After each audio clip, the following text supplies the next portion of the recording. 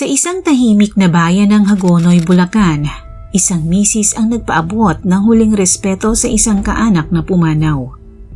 Kasama ang kanyang pamilya, dumalo sila sa lamay, isang normal na kaugalian ng mga Pilipino, tanda ng pakikiramay at pagbubuklod ng magkakamag-anak. Ngunit sino ang mag-aakala na sa mismong gabing iyon, habang pauwi na sila mula sa lamayan, isang madilim na trahedya ang sumalubong sa kanila nang hindi inaasahan. Hindi kailanman sumagi sa isip ng sino man sa kanila na ang pagkakataong ito pala ay may daladalang panganib na naging mitya ng pagdurusa ng isang pamilya dahil sa biglaang pagkawala ng isang mapagmahal na ina at mabuting asawa. Ito ang kwento ng walang saysay na karahasan ng isang road rage na walang pinagmulan, ngunit nagdulot ng habang buhay na sakit sa isang pamilyang dapat sana'y buo pa rin hanggang ngayon, subalit nang dahil sa walang katuturan ay nasayang ang buhay ng ginang na si Malu Victorio. Ano nga ba ang tunay na nangyari sa kanya at paano niya sinapit ang malungkot na kamatayan? Alamin natin ang kwento sa likod ng kasong ito.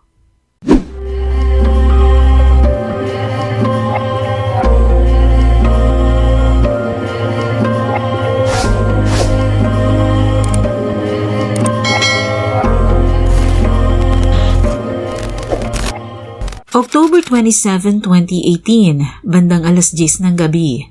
Nagtungo sa Hagonoy, Bulacan mula Marikina ang mag-asawang Edwin at Malu Victorio, isang call center agent si Edwin at mabuting may bahay naman si Malu na siyang nangangalaga sa kanilang mga anak. Nakatakda silang makipaglamay noon sa isang kamag-anak na namatay na taga Hagonoy. Minamaneho ni Edwin ang sasakyang paggamit sa kanya ng kanilang opisina. Nasa passenger seat sa kanyang kanan ang misis na si Malu, habang ang kanyang bayaw na si Jude Napata at asawa nito at anak ni Edwin ang nakasakay sa gitnang upuan ng sasakyan. Nasa gitna ang asawa ni Jude at nasa magkabilang side naman si Jude at anak ni Malu at Edwin. Gabi na nang sila'y magpasyang umalis ng Marikina, kaya maghahating gabi na nang sila'y makarating sa lamayan bandang alas 12. Maayos ang naging biyahe nila lalo't lampas na noon ang rush hour at walang gaanong sasakyan sa kalsada. Alas 12 ng hating gabi nang marating nila ang lugar kung saan nakaburol ang kanilang kamag-anak. Gaya ng nakasanayan, nagbigay respeto sila sa namayapang kamag-anak, nakipagkwentuhan sandali sa mga kapamilya at sinigurong nakapagparamdam ng pakikiramay. Ngunit dahil may pasok pa si Edwin kinabukasan, hindi na nila pinatagal at makalipas ang 2 oras ay nagkayayaan ng umuwi ang grupo nila Edwin. Alas 2 na ng madaling araw kinabukasan ng October 28, inaasahan ng grupo na mas magiging mabilis ang kanilang biyahe dahil alanganing oras na noon. Tahimik at mangilan-ngilan lamang ang sasakyan sa kalsada, kaya sigurado silang mabilis silang makakauwi. Subalit hindi pa sila nakakalayo sa kanilang pinanggalingan. Isang humaharurot na motor ang biglang sumulpot sa kaliwang bahagi ng kalsada. Bago pa man sila makarating ng bayan, napansin na nila ang pagharurot ng motorsiklong sakay ng isang lalaki. Hindi naman mukhang lasing ang lalaki pero napansin din nila Edwin na tila nakikipagkarera ito sa kanila. Sa puntong iyon, sinabihan siya ng kanyang bayaw na huwag na lamang pansinin ng lalaki at magpatuloy sa pagmamaneho. Palingon-lingon pa ang lalaki sa kanila habang nagmamaneho kaya tandang-tanda pa ni Edwin ang itsura nito. Sa tansya ni Edwin, nasa humigit kumulang 30 anyos ang edad ng lalaki. Napigurahan niya ito dahil palingon-lingon nito sa sasakyan at tila galit ang naturang lalaki. Nang magminor si Edwin, napansin niya ang ilang tricycle na nakasunod sa kanila. Sa mga oras na iyon, wala naman silang naramdamang panganib dahil inisip nilang ang lalaking nakamotor at ang mga tricycle ang nagkakaroon ng away. Pero maya-maya pa, isang malakas na kalabog ang nadinig nila mula sa kanang bahagi ng sasakyan. Binabato na pala sila, ngunit wala silang alam na dahilan kung bakit sila pinupunteriya ng mga lalaki. Sa pagkakataong ito ay inihinto na ni Edwin ang sasakyan para tingnan o alamin kung bakit sila binabato ng mga lalaki. Pero hindi pa man siya nakakababa, biglang sumulpot ang lalaking nakamotorsiklo at hinahamon siyang bumaba ng sasakyan, saka ito pumulot ng malaking bato. Bago pa man makapagsalita si Edwin, hinataw nito ng bato ang passenger seat kung saan nakaupo si Malu. Pinayuhan naman si Edwin ng kanyang bayaw na si Jude na iabante na ang kanilang sasakyan sa kagustuhan nilang makalayo na sa mga lalaki dahil takot na ang kanyang asawa at ang anak nila ni Edwin. Minabuti naman ni Edwin na sundin na lamang ang kanyang bayaw dahil natakot din siyang kuyugin sila ng mga lalaki at wala silang magawa. Kaya't para makaiwas sa gulo, nagdesisyon si Edwin na umalis na lamang. Subalit hindi pa man sila nakakalayo, napansin nilang tila hindi umiimik si Malu. At nang tingnan siya ni Edwin, nagulat siya nang makita niyang duguan ang ulo ng kanyang asawa.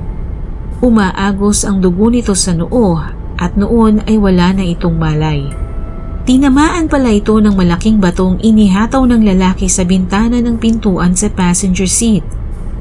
Isinugod nila kaagad sa pinakamalapit na ospital si Malu, habang ang bayaw ni Edwin na si Jude ang nagpunta sa Hagonoy Police Station para i-report ang insidente. Report nila sa mga otoridad. Nakakatuwaan sila ng mga di pa nakikilalang lalaki, kaya sila pinagbabato ng mga ito. Agad namang kumilos sa mga pulis ng Hagonoy, subalit aminado silang napakahirap i-identify ng mga lalaking dawit sa kaso. Unang-una, walang CCTV sa lugar at ikalawa, wala silang makuhang witness dahil alanganing oras nangyari ang krimen at wala pang tao sa mga lansangan. Ngunit sa patuloy na paggulong ng investigasyon, isang mahalagang impormasyon ang nakalap ng mga investigador. Isang tipster ang nakapagsabi sa mga pulis na may nadinig sila mula sa isang grupo ng mga lalaki na pinagkikwentuhan ang pambabatong ginawa nila sa isang sasakyan. Pinangungunahan ng grupong ito ang mga pangalang Elias Jepoy o Ezekiel Caparas, tricycle driver sa barangay San Sebastian, Hagonoy, Bulacan. Kasama niya sa pambabato ang siyang pangkalalakihan na pawang mga tricycle driver din. Sa masigasig na pag-iimbestiga ng mga pulis, napag-alaman nila base sa mga larawang nakalap. Kinilala nila Edwin na ang mga nasa larawan ay ang mga lalaking nambato sa kanila na si Elias Jepoy o Ezekiel Caparas. Agad namang tinungo ng mga pulis ang bahay ni Jepoy para imbitahin sa presinto. Mapayapang sumama si Jepoy sa mga pulis. Nang tanungin siya ng mga pulis tungkol sa pambabato sa pamilya ni Edwin, agad naman itong umamin sa kanyang kasalanan at ikinanta pa ang kanyang mga kasamang nambato rin sa sasakyan ni Edwin. Isa-isa namang dinampot ng mga pulis ang mga kasamahan ni Jepoy hanggang sa makumpleto ang mga ito. Habang patuloy ang mga pulis sa investigasyon, noon ay nag-aagaw buhay naman si Malu sa ospital dahil sa tinamong sugat sa ulo. Noon ay tinapat na si Edwin ng mga doktor na malubha ang tama ni Malu at nangangailangan ng operasyon, subalit walang sapat na gamit ang ospital para isagawa doon ang kinakailangang operasyon. Kaya mula sa Malolos, Bulacan, inilipat nila si Malu sa isang pampublikong ospital sa Quezon City. Subalit naisagawa man ang operasyon, naging kritikal ang lagay ni Malu hanggang sa hindi na kinaya ng kanyang katawan at tuluyan na itong nalagutan ng hininga gabi ng October 28. Sa patuloy na investigasyon naman ng mga pulis, sasalaysay naman ni Jepoy, hindi siya ang nauna kundi si Edwin, ang unang nanutok ng baril. Sinabi pa nito na nang ma-overtake niya si Edwin, nagalit ito at pinagmumura siya at bumaba pa ng sasakyan at siya'y binugbog pa nito Kaya umalis daw siya at nagtawag ng mga kasama para resbakan sila Edwin. Pero ayon naman kay Edwin at Jude, walang ganoong nangyari at lalong-lalo nang wala namang gitgitan sa pagitan nilang dalawa ni Jepoy, kaya walang dahilan para magkaroon ng away sa pagitan nilang dalawa. Ngunit wala namang ebidensya si Jepoy na makakapagpatunay na siya'y binugbog ni Edwin kaya siya gumanti. Samantala, ayon sa mga pulis, maaaring biktima ng mistaken identity ang mag-asawang Victorio. Nagsisisi naman ang 9 na kasamahan ni Jepoy dahil nadamay sila sa insidente. Humingi rin sila ng pasensya sa pamilya ng biktimang si Malu at nakahanda raw silang makipagtulungan para mabigyan ng katarungan ng pagkamatay nito. Kinasuhan si Jepoy ng kasong murder at ang 9 niyang mga kasamahan, kabilang sina Brian Balatbat, Dario de la Cruz, Jose Bernabe, Jeffrey De Leon, Romel Nava, Albert Martin at Jason Mateo. Isang 17 anyos na Elias Juan at isa pang pinaghahanap na si Elias Kevin. Sa batas na umiiral sa Pilipinas, kung kasama ang isang tao sa isang krimen kahit wala siyang partisipasyon, kasama siya sa makakasuhan. Ilang taon na rin ang nakakalipas pero hanggang ngayon, hindi pa rin makapaniwala si Edwin sa biglaang pagpanaw ng kanyang misis.